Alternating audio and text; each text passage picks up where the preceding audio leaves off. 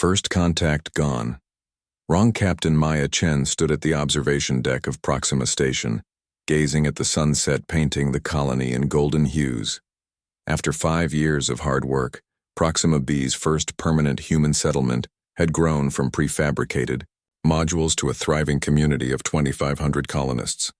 Scientists, engineers, families, all pursuing humanity's dream of reaching beyond their solar system. "Beautiful evening, Captain," said Dr. Elias Rodriguez, the colony's chief scientist, joining her at the viewport. "Never gets old," Maya replied, her dark eyes reflecting the crimson sky. At 36, she carried herself with the confidence of someone who had earned her position through merit rather than politics. The colony was her responsibility, a duty she took seriously. The communication panel chimed, interrupting their moment of peace.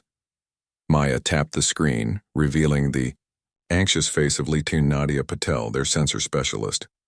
"Captain, you need to see this," Nadia said, her voice tight with concern. "Multiple objects approaching from the outer system, too large and too fast to be natural." Maya felt her pulse quicken. "On my way." In the command center, screens displayed a formation of 13 objects decelerating as they approached Proxima B. "First contact," Elias whispered, eyes wide with wonder and apprehension. "Or something else," Maya replied. She had served in Earth's Space Defense Force before taking the colony assignment. "Alert Level 2. No need to alarm the colonists, but get security teams on standby." For 3 days, the objects grew closer, resolving into sleek asymmetrical vessels that reflected no light from Proxima Centauri. Their hulls absorbed all illumination, making them appear as moving voids against the stars. "They're transmitting something," Nadia reported on the 4th day. I think it's a language." The main screen flickered to life, revealing a humanoid figure with mottled gray skin, a skeletal frame, and 4 pupilless eyes set in a broad face. Its mouth barely moved as it produced clicking vocalizations that the colony's translation system struggled to interpret. After several seconds, words formed. "Humans of Proxima. We are the Khazari Dominion. Your presence has been evaluated." Maya stepped forward. "On behalf of Earth and our colony, we welcome peaceful contact and offer friendship." Though, Alien's eyes narrowed. "Your species occupies valuable resources. Your technological development is insufficient." Before Maya could respond, alarms blared throughout the command center. "Multiple weapon systems activating on all vessels," Nadia shouted. "They're targeting our power grid, communications array, and defense systems." The screen went dark as the first explosions rocked the colony. Maya gripped the command console to steady herself. "Get everyone to emergency shelters," she ordered. "Patel, try to get a distress signal to Earth. Rodriguez, initiate emergency protocols for the underground facilities." Through the viewport, she watched as precision energy beams sliced through Proxima Station's tallest structures. Fires erupted across the settlement as colonists ran for shelter. This wasn't first contact. It was an invasion. As the attack continued, Maya recognized the Khazari strategy, systematically eliminating technology and infrastructure while minimizing casualties. They weren't here to exterminate. They wanted the planet intact. Hours later, huddled in an emergency command post beneath the colony's agricultural dome, Maya assessed their situation with her remaining officers. "Half our structures are damaged or destroyed," reported Security Chief Jackson Way, blood crusted on his temple from a wound sustained during evacuation. "Communications with Earth are cut off, defense systems at 12% capacity." "Casualties?" Maya asked, dreading the answer. 27 confirmed dead, over 100 injured, 43 missing. Maya closed her eyes briefly, each number a weight on her conscience. "And the underground facilities?" Dr. Rodriguez looked up from his tablet. "Secure. Nearly 1,800 colonists made it below.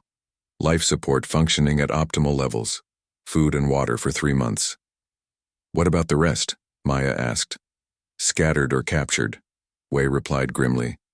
"The Khazari have established a perimeter around the main settlement." Maya nodded, processing the information. They think they've won. They believe we'll surrender now that they've demonstrated their superiority. Haven't they? Asked Nadia, her voice trembling. Look what they did in just hours. Maya's expression hardened. They've occupied our colony, but they've made one critical mistake. She looked at each of her officers. They attacked humans. On the colony's surface, Supreme Commander Dravkor of the Khazari Dominion surveyed the smoking ruins with satisfaction. His second-in-command, Sub-Commander Tizak, approached with a status report. The primitive settlement is secured, Supreme Commander. Their defensive capabilities have been neutralized, and we control their central infrastructure. Dravkor's 4 eyes blinked in sequence, a gesture of approval in Khazari culture. And the humans themselves? Many have fled underground. We've captured some, but others have scattered into the surrounding wilderness. It doesn't matter, Dravkor replied, dismissively. Without technology, they present no threat. They will return when hunger and thirst overcome their fear. Tizak hesitated. Our intelligence suggested humans might react unpredictably to aggression. Dravkor made a guttural sound approximating laughter. Look around, Tizak. Their response was entirely predictable. They ran. Like all primitive species when confronted by superior power. As night fell on Proxima B, Maya gathered her core team in the secure operations room of Underground Facility Alpha. Projected on the wall was a schematic of the colony and surrounding terrain, with Khazari positions marked in red. They've established their command center in our administrative building, Wei reported. Patrol patterns suggest they're still searching for access to the underground facilities. What about our satellites? Maya asked. Nadia shook her head. Disabled or destroyed, but we still have the ground-based sensor network. It was designed to withstand electromagnetic interference, so the Khazari may not have detected it. Good. We need eyes, Maya said. She turned to Dr. Rodriguez. Elias, what about our research projects? Anything that might help?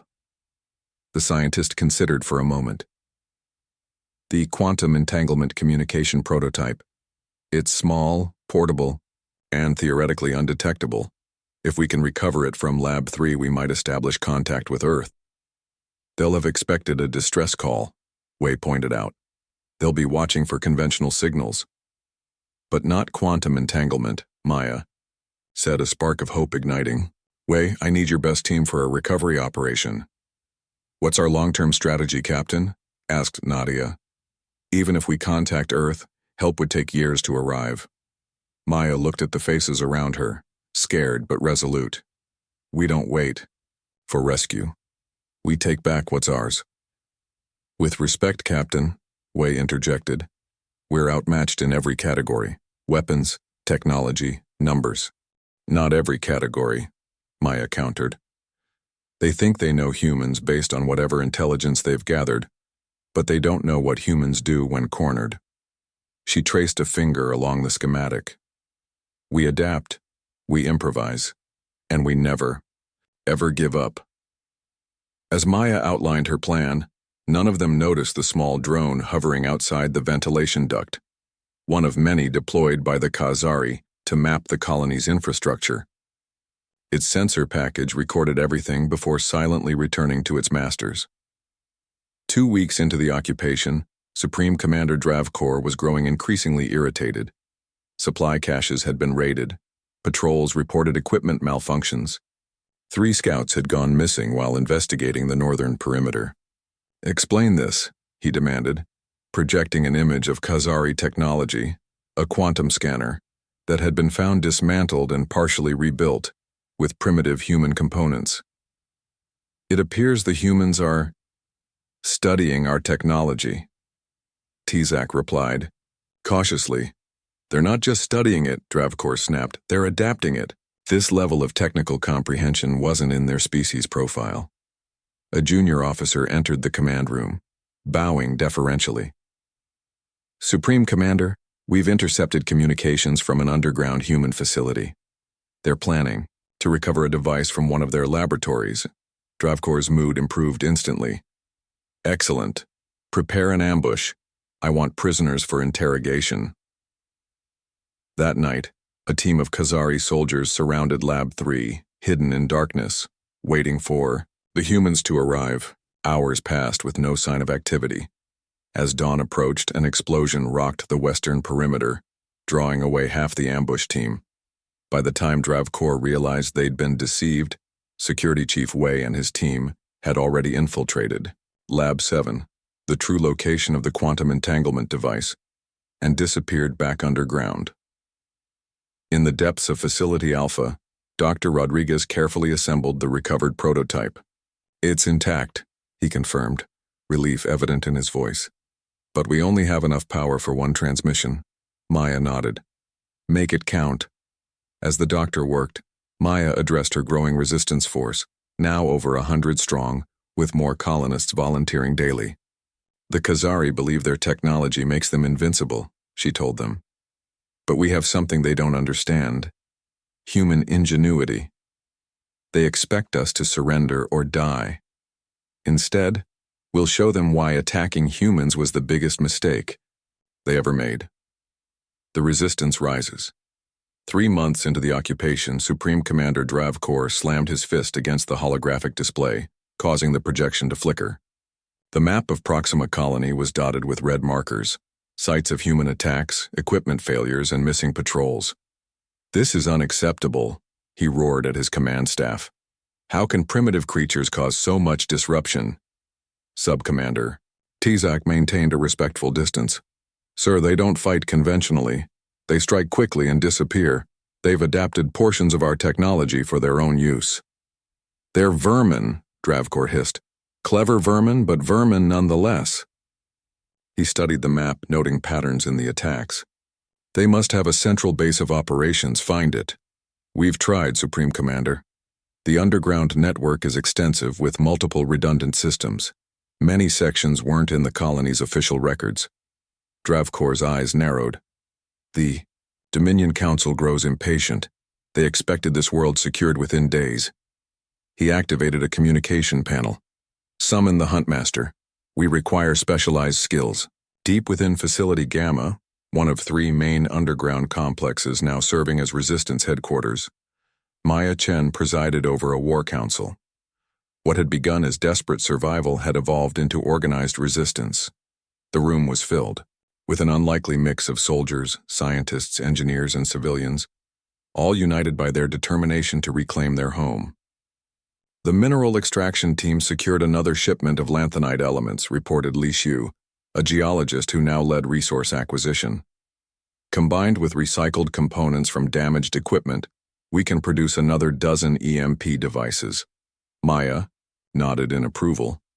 Since discovering that localized electromagnetic pulses temporarily disrupted Khazari neural implants, they had weaponized the technology for ambushes. "Medical update," she prompted. Dr. Sophia Cato, who had been the colony's chief physician, looked up from her tablet. "The synthesized treatment for radiation poisoning is working. The 12 colonists exposed during the raid on their weapons depot should recover fully." "What about their prisoners?" Maya asked. Security Chief Wei's expression darkened.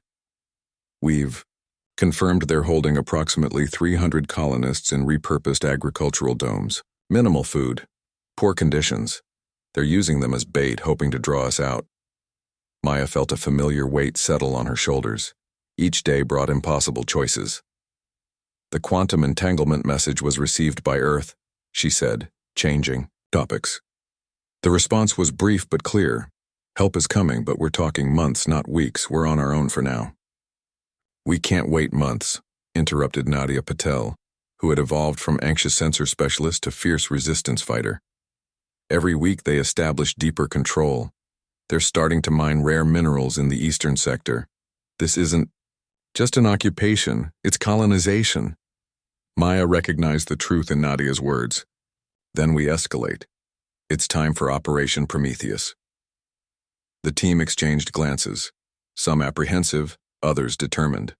Operation Prometheus was their most ambitious plan yet, stealing one of the Khazari's own shuttles. "The risk is enormous," we cautioned. "If we fail, we lose our best fighters for no gain. And if we succeed, Maya countered. We gain their technology, their tactical data, and possibly a way to communicate directly with their fleet. Dr. Rodriguez cleared his throat. There's more. Our analysis of their technology has revealed something significant. He projected a schematic of Khazari neural architecture. Their implants aren't just for communication, they're networked consciousness. They think collectively, which explains their tactical efficiency, Maya reasoned. And their weakness, Rodriguez continued. Their individual initiative is limited. Disrupt the network and they become less effective. Maya leaned forward, eyes gleaming with possibility. Can we exploit this? Theoretically. If we could introduce a virus into their network, we'd need access to their central systems, Wei pointed out. Exactly why we need that shuttle, Maya replied. We'd have legitimate access codes. The discussion continued late into the night, as they refined the plan that might turn the tide of the occupation. Above ground, a new Khazari vessel entered Proxima B's atmosphere, smaller than the warships, but more ominous in design. Its hull featured sensory arrays and tracking systems unknown to human science. From its landing bay emerged Huntmaster Krevnar, a specialized Khazari bred and augmented for one purpose: finding prey that did not wish to be found. Dravkor greeted the Huntmaster with formal Khazari gestures. Your assistance honors the Dominion. Krevnar's 6 eyes, 2 more than standard Khazari, scanned the settlement without emotion. The Council values this world. Your failure displeases them. Dravkor suppressed his anger at the insult.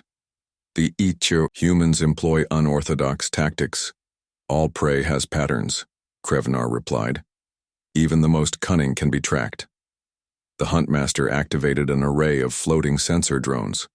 Show me where they have struck. For the next week, Krevnar studied the humans' behavior, analyzing attack sites, examining their modified technology, even tasting the soil where they had recently passed.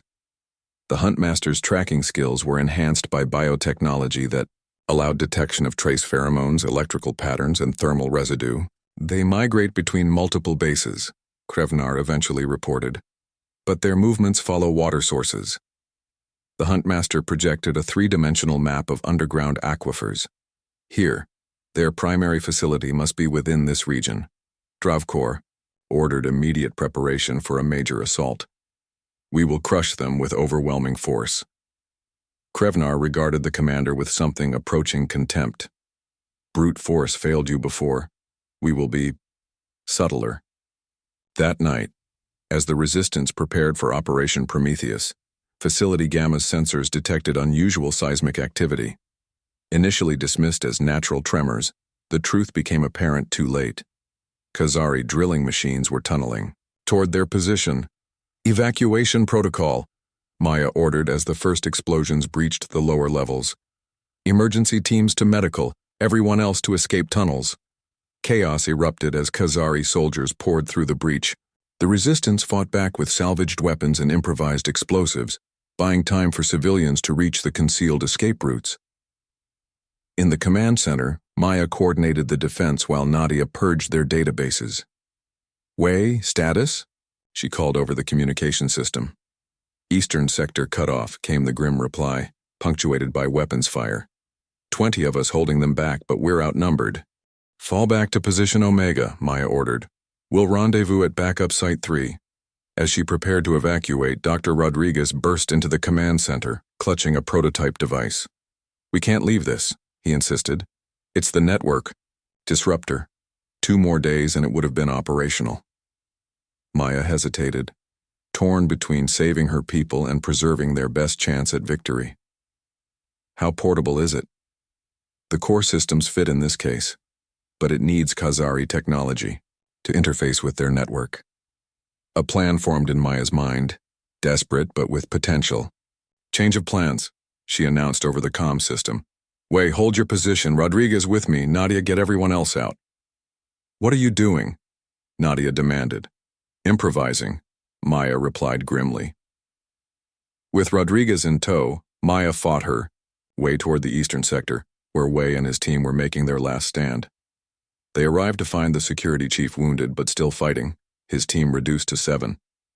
"Captain?" Wei questioned, surprised to see her. "We're not retreating," Maya said, helping him to cover as energy bolts sizzled overhead. "We're hijacking." Understanding dawned on Wei's face. "Operation Prometheus. Now?" "With modifications," Maya confirmed, indicating the case Rodriguez carried. "We need their shuttle, and we need it immediately." Against all odds, they fought their way to the surface, where the Huntmaster's vessel sat lightly guarded, most forces having been committed to the underground assault. Using the chaos of the main battle as cover, Maya's team approached the shuttle under the protection of stolen Khazari armor. "Guards at the entry ramp," Wei whispered, peering through appropriated Khazari optical enhancers. "Can you get us in?" Maya asked. Wei patted an unconscious Khazari officer they had captured during their escape. His authorization should work. The hijacking succeeded more through audacity than strategy. The Khazari, so confident in their technological superiority, had never considered humans might directly commandeer their sacred vessels. By the time alarm sounded, Maya's team had secured the shuttle and sealed its entrances. "Navigation systems?" Maya asked, examining the alien controls. "Working on it," Rodriguez replied, his fingers flying over adapted interfaces. "Their language is complex, but the symbology is consistent with patterns we've studied." Outside, Khazari forces scrambled to respond to the unexpected theft. Dravkor, upon being informed, immediately ordered the vessel disabled. "Shoot down your own shuttle?" Tizak questioned. "Better destroyed than in primate hands," Dravkor snarled. Inside the shuttle, the humans worked frantically to understand the propulsion systems before they were targeted. "I think I've got it," Rodriguez announced, connecting his disruptor prototype to the shuttle's communication array. "Basic thrust control, at least." The vessel shuddered as Maya engaged what she hoped were maneuvering thrusters. It rose unsteadily, rotating clumsily as she fought with unfamiliar controls. "They're targeting us," Wei warned, monitoring external sensors. Maya pushed the vessel to maximum acceleration, heading for the upper atmosphere. Not to escape, they had nowhere to go, but to execute the next phase of her improvised plan. "Broadcast range?" she asked. "Rodriguez, if this works, the entire Khazari network on the planet, do it." Rodriguez activated his device, channeling it through the shuttle's powerful communication systems. The disruptor sent cascading feedback through the Khazari neural network, not enough to disable it permanently, but sufficient to create confusion and sensory overload. On the ground, Khazari soldiers clutched their heads in pain as their implants betrayed them. Dravkor, partially protected by command-level filtering, watched in horror as his forces fell into disarray. The Huntmaster alone seemed immune, observing with clinical interest. "Fascinating," Krevnar commented. "They weaponized our own network." "Stop them," Dravkor demanded. "They've already succeeded," the Huntmaster replied. "This battle is lost. Prepare for the next." In the shuttle, Maya guided the vessel into a descending spiral, having achieved their objective. "Rodriguez, download everything you can from their databases. Wei, what's our landing zone?" Before the security chief could respond, a concentrated energy beam struck the shuttle's propulsion system. The vessel lurched violently, spinning toward the surface. "Brace for impact," Maya shouted as they plummeted toward Proxima B Humanities. Triumph. The Khazari shuttle crashed in the rugged highlands 30 kilometers from the main settlement. The impact demolished the vessel's rear section, but the reinforced command module remained intact enough to protect its human occupants, though not without cost. "Rodriguez?" Maya called out, regaining consciousness amidst twisted metal and shattered control panels. Blood trickled from a gash on her forehead, and pain lanced through her left arm with every movement. "Here," the scientist groaned from beneath a collapsed bulkhead. "I think my leg's broken." Security Chief Wei dragged himself to Rodriguez's side, his own injuries evident in his labored breathing. "We need to move before they find us." Maya assessed their situation with grim calculation. The shuttle was destroyed, but Rodriguez's disruptor had performed beyond expectations. They had witnessed the Khazari forces' confusion through the vessel's external cameras before the crash. Most importantly, Rodriguez had succeeded in downloading critical information from the shuttle's database. "What did we get?" she asked. Rodriguez held up a data core salvaged from his device. "Everything. Tactical plans, communication protocols, biological data." His expression darkened. "Including, their plans for us." "How bad?" Wei prompted. "They're testing biological agents designed to render humans docile without killing us. They need workers for their mining operations." Rodriguez winced as he shifted position. "Development is nearly complete. 2 weeks, maybe less." Maya absorbed this news with cold fury. After all the death and destruction the Khazari had caused, they planned to reduce the survivors to slaves. "We need to contact the resistance." Wei checked his equipment. "Communications are down and we're kilometers from any of our outposts." "Then we walk," Maya declared, fashioning a makeshift splint for Rodriguez's leg. "They'll be looking for survivors near the crash site. We need to be elsewhere." As they prepared to move, Wei spotted incoming Khazari search vessels. "No time, hide!"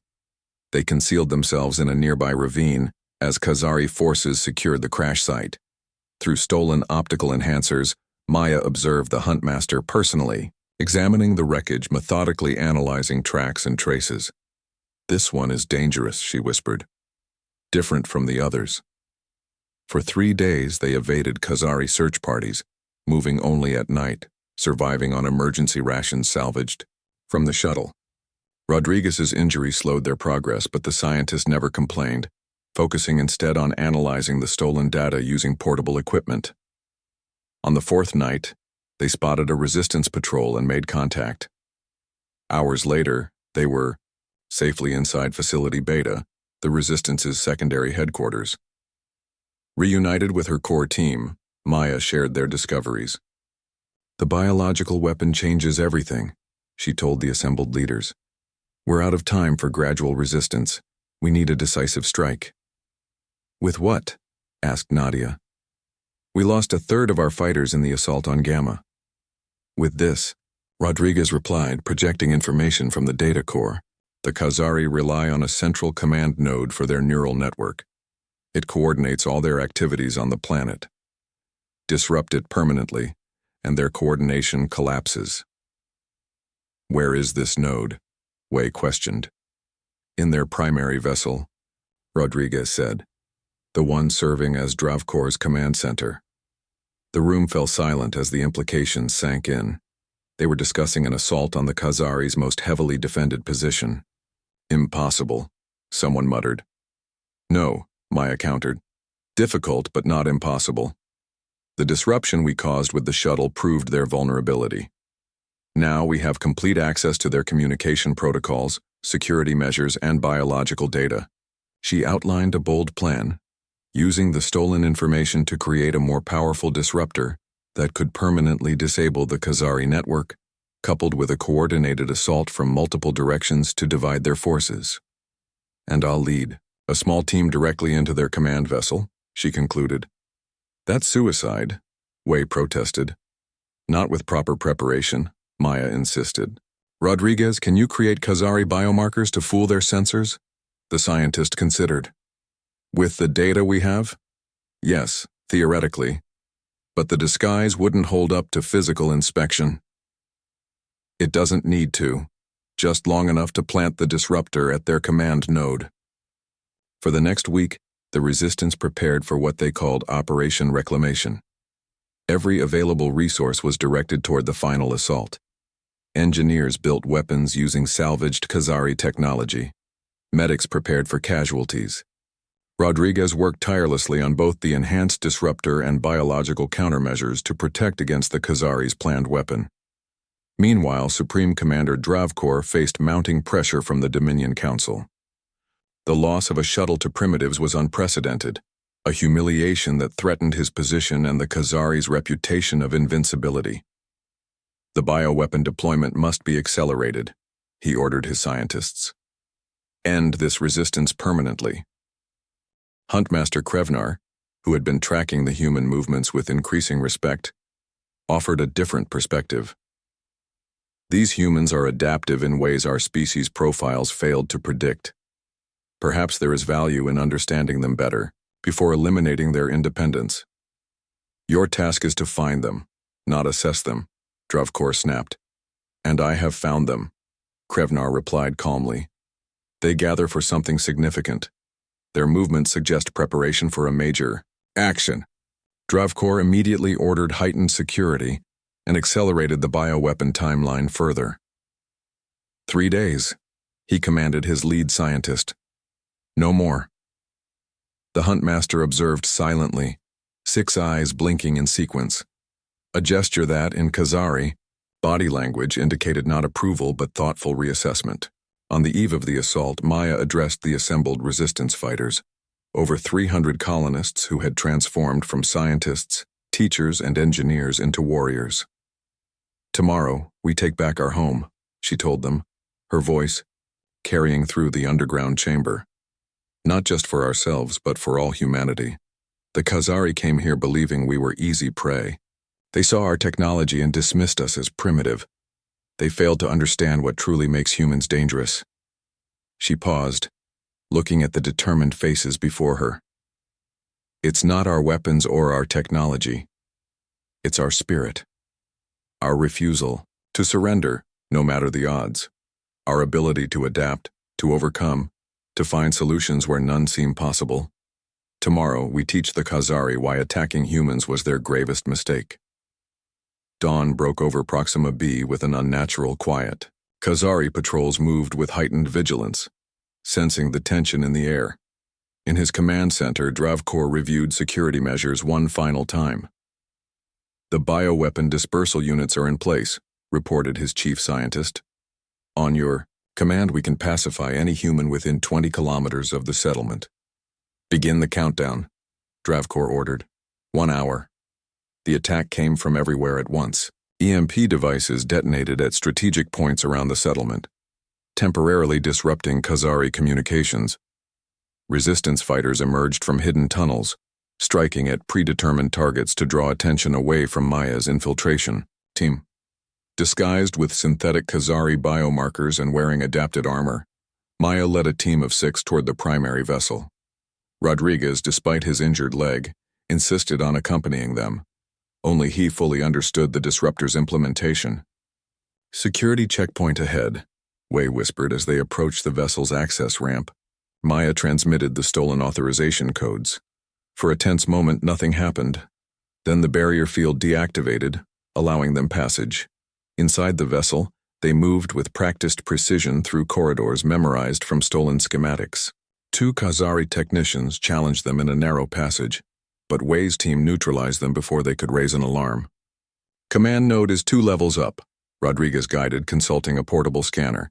Central chamber. As they ascended, Maya's communicator vibrated with an emergency signal from Nadia. Bioweapon deployment initiated. 30 minutes to dispersal.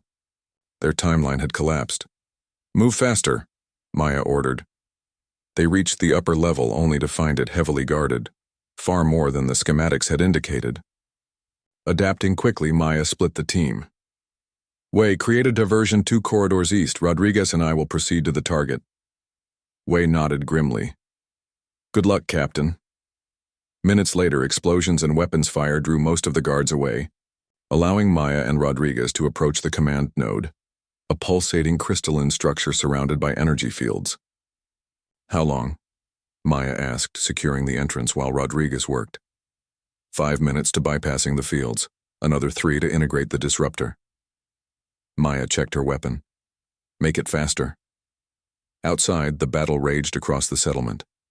The resistance fought with desperate courage, knowing they faced extinction if they failed.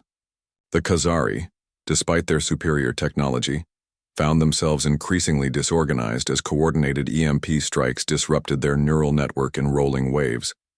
In the command center, Dravkor roared in frustration. Where is Huntmaster? Krevnar. Unknown, Supreme Commander, replied a harried officer. Communication with the Huntmaster's team was lost 10 minutes ago. Back at the command node, Rodriguez had just breached the energy fields when the chamber door slid open. Maya spun, weapon raised, only to freeze at the sight of Huntmaster Krevnar flanked by 4 elite guards. Impressive, the Huntmaster commented, 6 eyes taking in the scene with clinical detachment. No other species has penetrated a Dominion vessel's core. Step back, Maya warned, knowing her weapon would likely prove useless against the Huntmaster's advanced armor.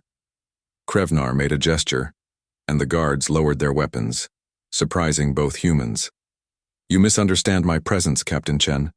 Maya's eyes narrowed. You know who I am. I have studied you extensively, your tactics, your adaptability. The Huntmaster approached slowly. The Dominion has conquered 17 species across 12 star systems. None have resisted like humans. We're just getting started, Maya replied defiantly. Indeed. Krevnar turned to the command node. Your disruptor will work, but not quickly enough to prevent the bioweapon deployment. Rodriguez looked up. From his work, confusion evident. How do you... The Huntmaster has been tracking us since the shuttle crash, Maya realized. You could have captured us at any time. Observation yielded more valuable data, Krevnar confirmed. Then, astonishingly, the Huntmaster reached past Rodriguez and made adjustments to the node's control interface. This will accelerate the cascade effect. Why? Maya demanded, suspicious of the unexpected assistance. The Dominion's expansion is based on correctly assessing species potential, Krevnar explained. Dravkor's evaluation of humans was flawed, Rodriguez